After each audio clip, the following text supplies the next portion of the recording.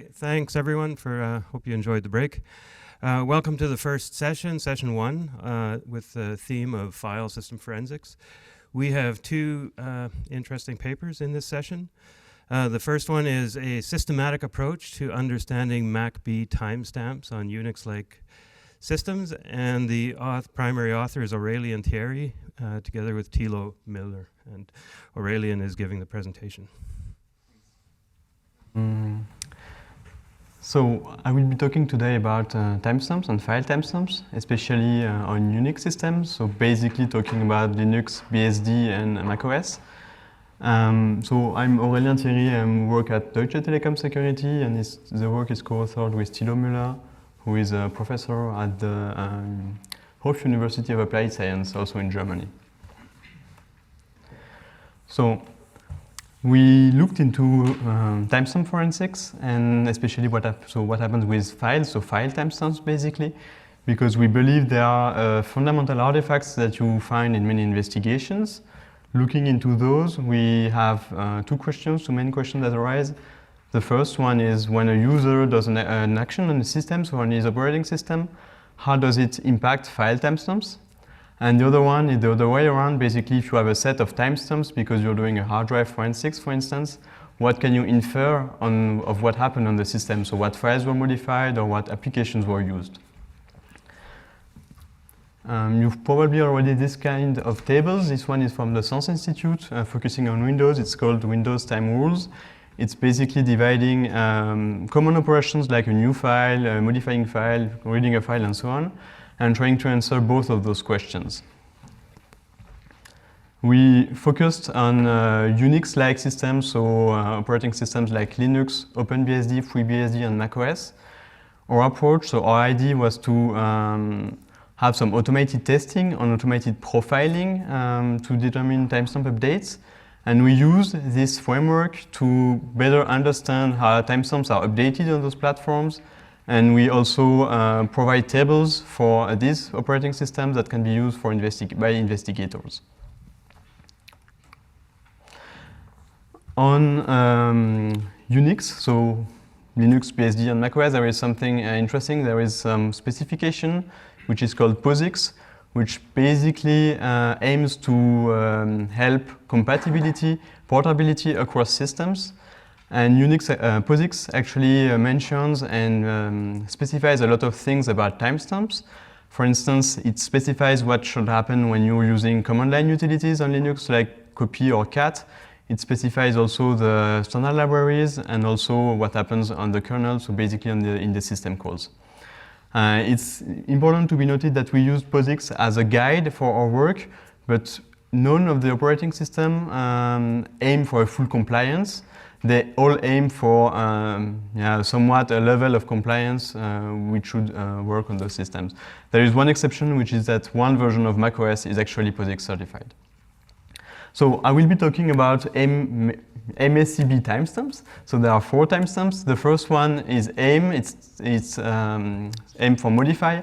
It is basically the last time the file was written to. Then you have A for access, so when the file was like read.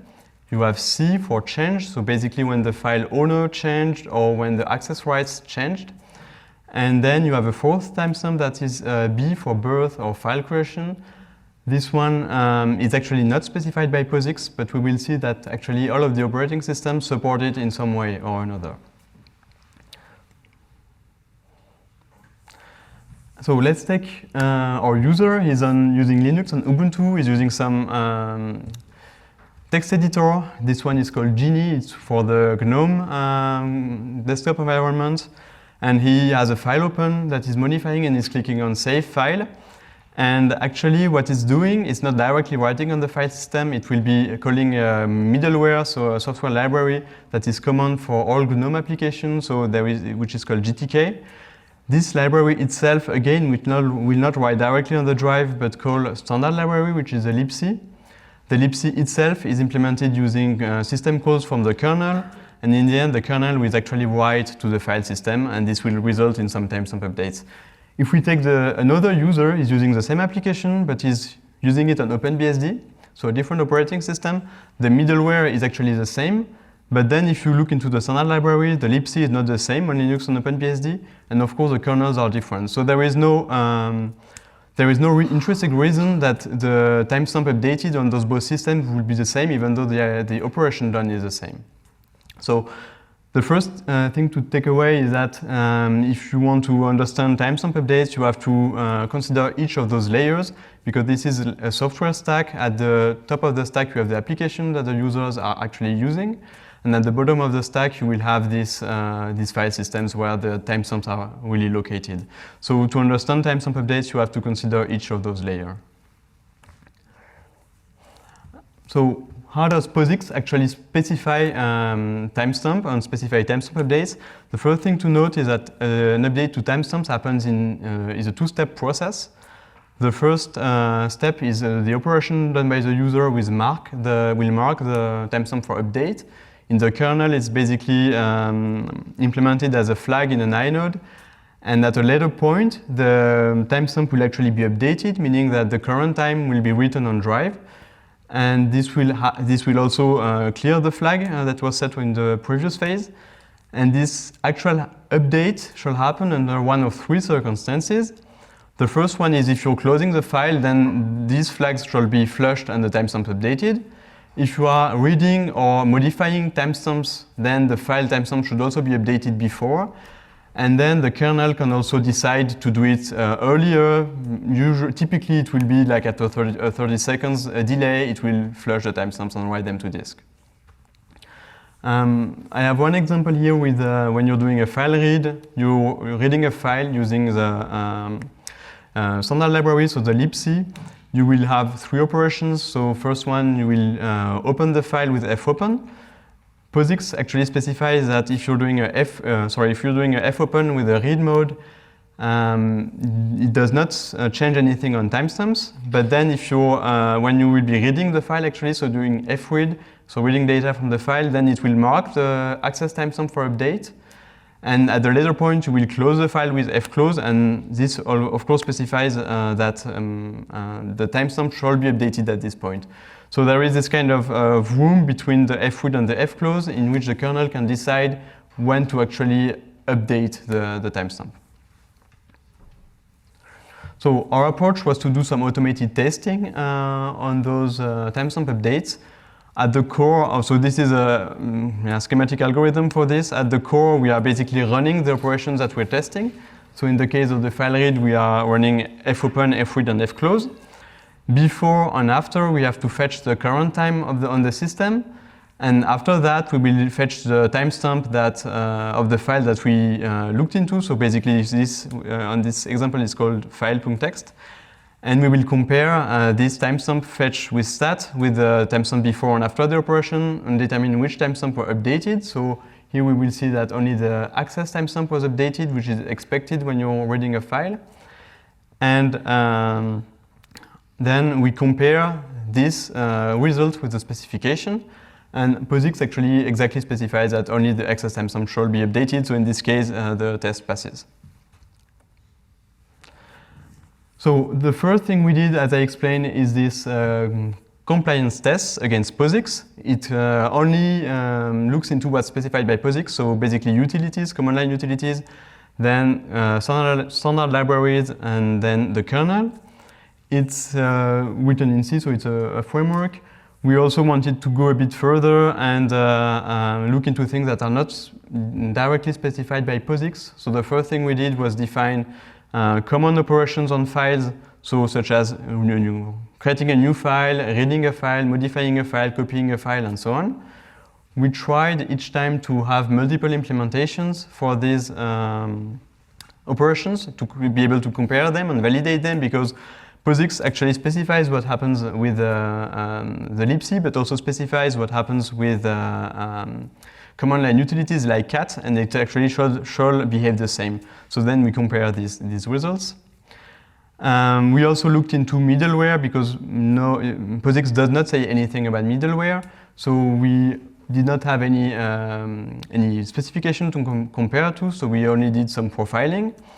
And we also looked into applications, graphical applications. On this side, it was a bit different because we needed to be able to simulate user inputs.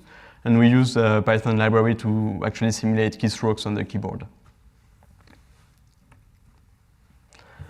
So I will take the software stack that I described previously, spanning from the application to the file system, and beginning with the bottom of the stack, so with the file system, explain how timestamps are handled, basically.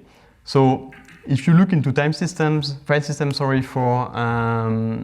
the operating systems we've been looking into, we found that all of them actually support the birth, so the first timestamp, the birth timestamp, which is not specified by POSIX. So they all support it in there. They all have all of the operating systems have a file system in which there is a field for it. We also looked into timestamp resolution, and most of them have a timestamp resolution of 1 nanosecond, except for HFS+, which is 1 second timestamp. 1 second resolution. So this is for the file system, but if you actually look into the kernels, it's a bit of a different story because, for instance, FFS2 on OpenBSD, which actually supports, has a field for the birth timestamp, but the kernel actually never uses it. It's always set to 0, so it's not usable on this system. And on FreeBSD, there's also a difference with resolution, because file system UFS2 supports the nanosecond resolution, but actually by default, FreeBSD will only use a microsecond resolution.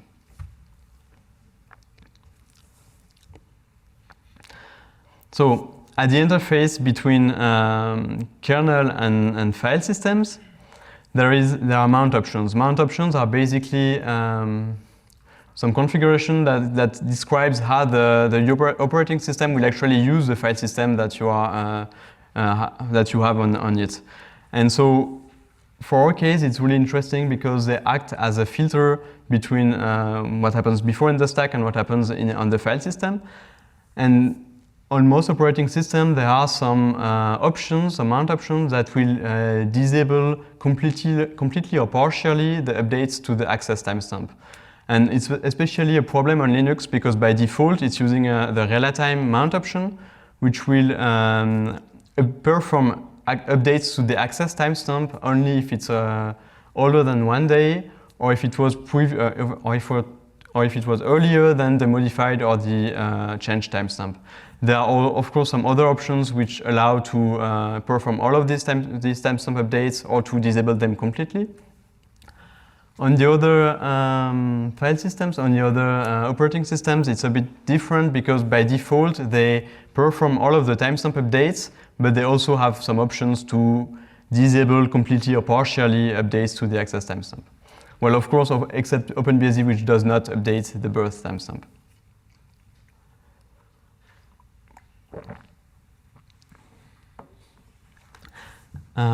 So we also looked into timestamping. Timestamping is basically the question of what could a user temper on a file system to prevent investigation. Basically, could he modify timestamps on his system? The first thing to note is that on Unix, so on Linux, BSD, and macOS, basically, if you have elevated privileges, so if you are the root user, basically, you will be able to modify anything. So it's not really an interesting case for this. But the question is then, what can a standard user do with his own files? And actually, so on the fourth timestamp that we have, the modify and the access timestamps can be arbitrarily set in the future or in the past without any restrictions on all of the systems. The change timestamp cannot be modified so easily. It can only be updated.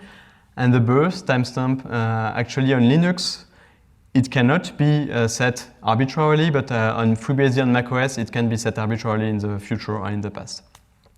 So the change timestamp will be the most stable against timestamping because it can basically only be updated to the current time. There is no way to set it to the future or to the past.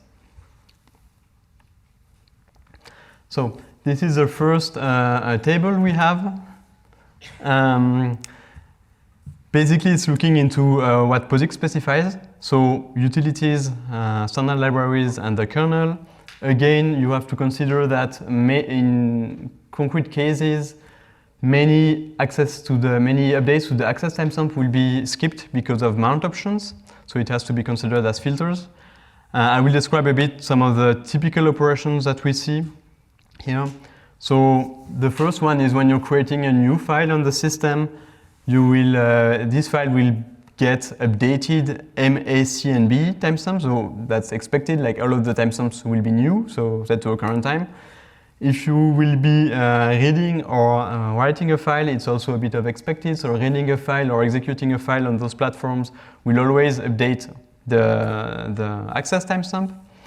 If you write to a file, the modified timestamp will be updated along with the change timestamp. That's also a common theme, that the change timestamp is always updated along with the modified one. Then we have some operations which behave unexpectedly.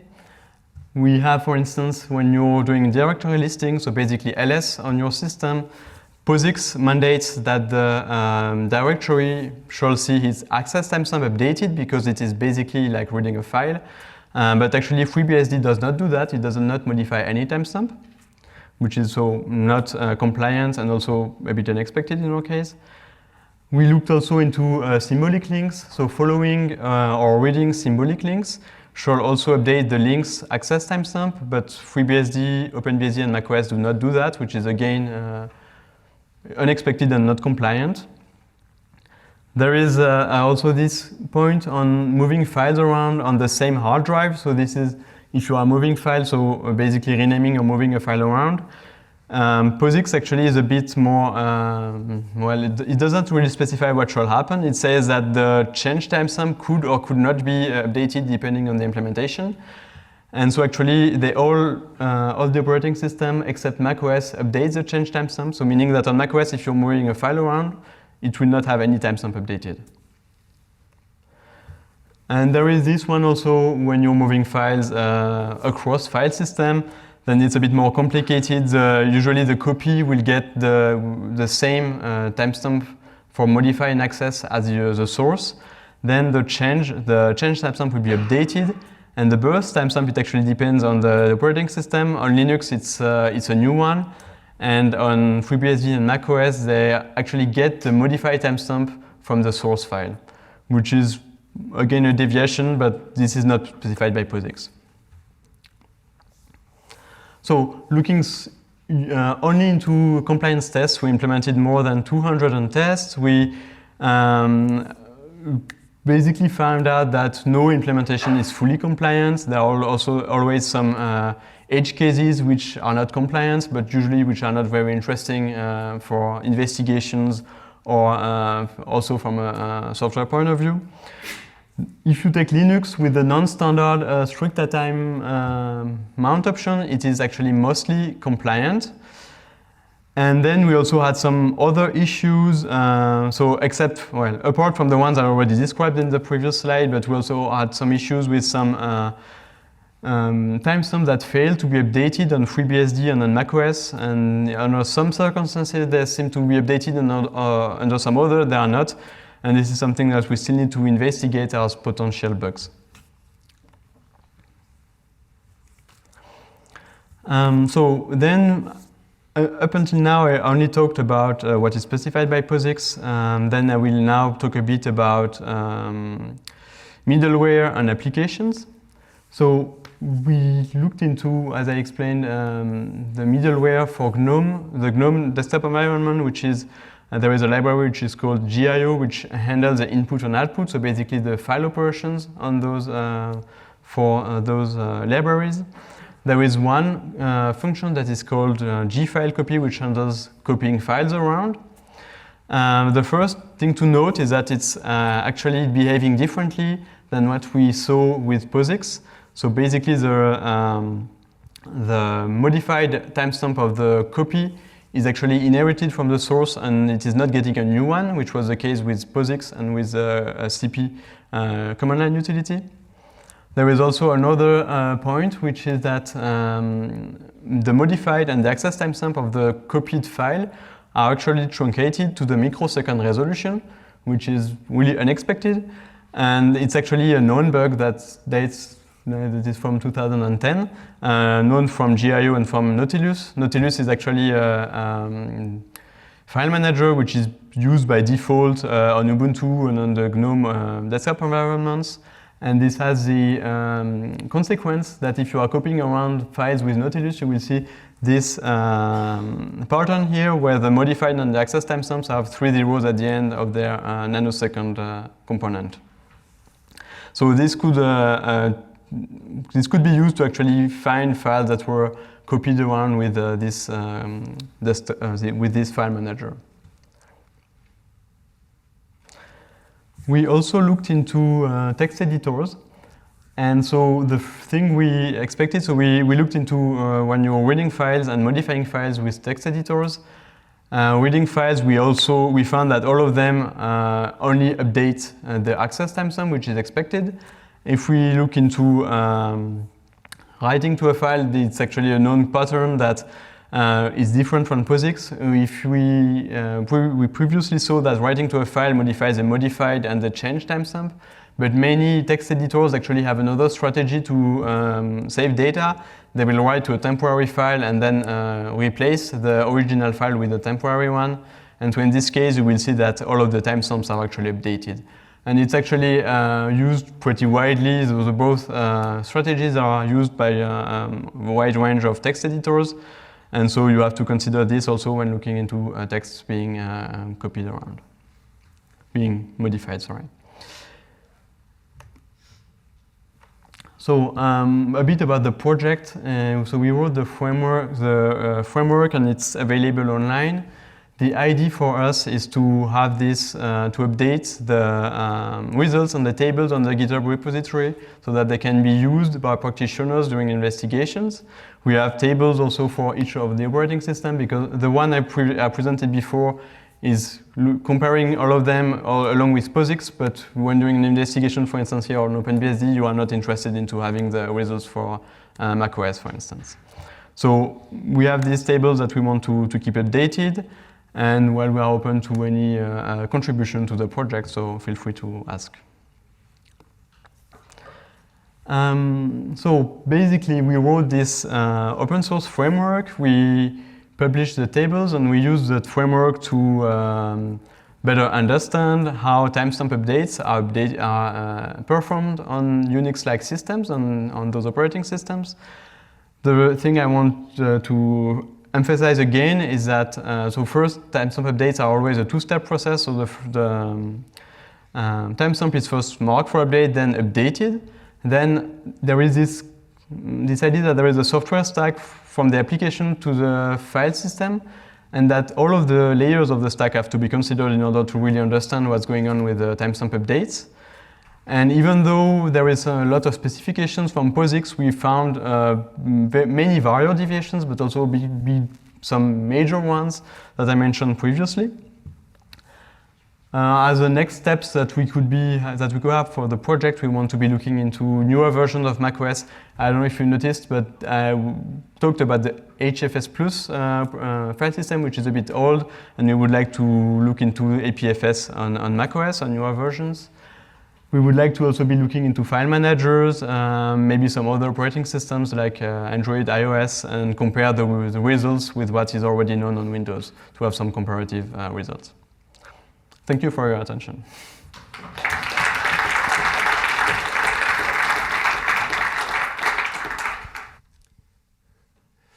Thanks. Are there any questions from the audience? I had a quick question, or actually it's a two-point question. In regards to the stat command output, You know what? I'm going to bring it. BSD only had a microsecond resolution.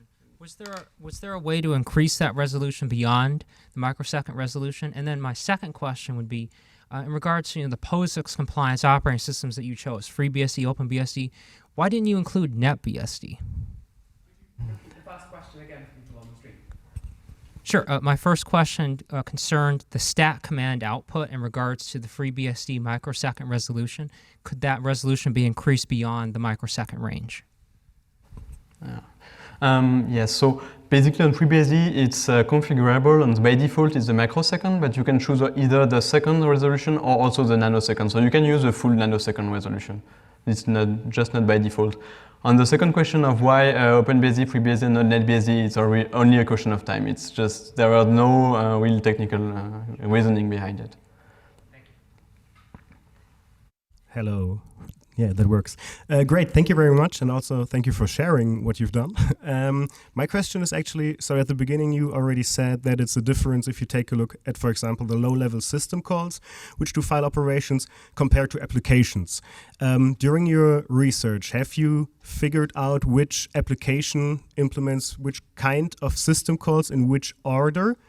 And if so, have you written this down and can share it with me? So we've been looking a lot into this.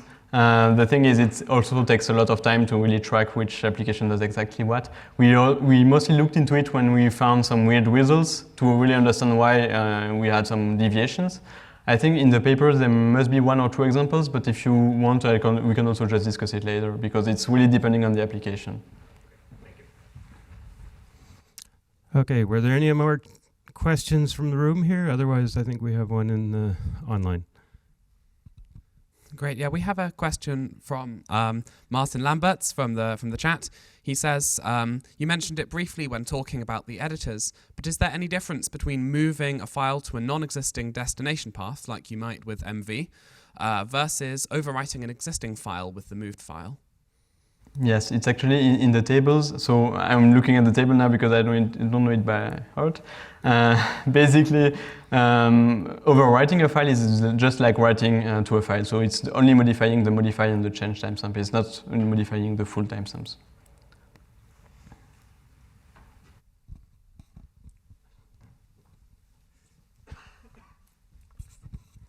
Hi, have you tried different file system like Linux and same applications and same everything before, but different file systems? Yes. Yeah. Any other questions from the room here? Another question. For the other file systems, actually, I don't expect it to be very different because most of those are implemented in the VFS, so in the virtual file system, and there are not really so much differences between how every file system is being handled. Of course, it has to be validated, but that's the idea behind it. Good. Then I think we've got another question from the chat. Yeah, again, sorry, this isn't from the chat. This is just me abusing the privilege of reading the questions from the chat to ask a question from myself. But you mentioned that the root account can essentially use touch to arbitrarily affect timestamps.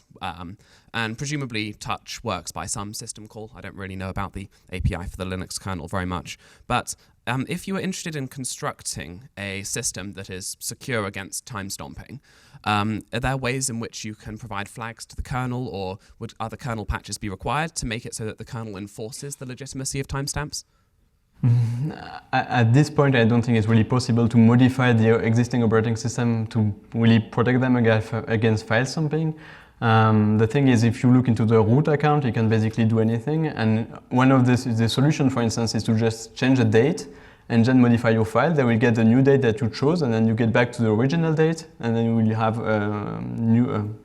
you will have done timestamping. So it's really difficult, I think, to really protect against those when you have elevated privileges.